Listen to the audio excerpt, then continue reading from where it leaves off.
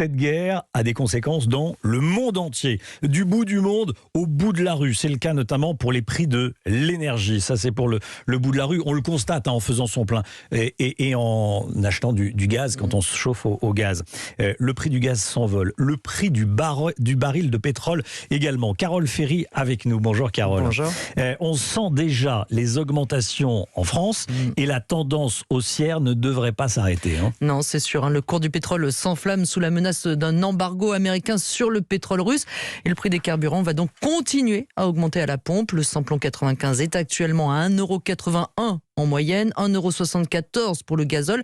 Et ça n'est pas terminé. On voit de plus en plus de stations à 2 €, voire à plus de 2 €. Même la grande distribution prévient qu'elle ne va pas pouvoir continuer à contenir cette hausse. Michel-Édouard Leclerc a annoncé ce matin que les prix allaient augmenter de 8 à 10 centimes par litre. Alors le gouvernement réfléchit à des aides qui seront présentées dans le plan de résilience économique.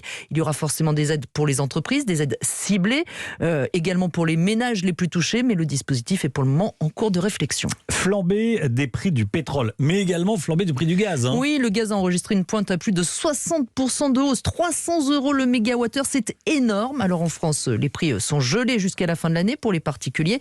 Pas d'impact donc sur la facture. Ça risque de coûter très cher en revanche aux finances publiques. Et oui, parce qu'il faut bien compenser ce gel des tarifs.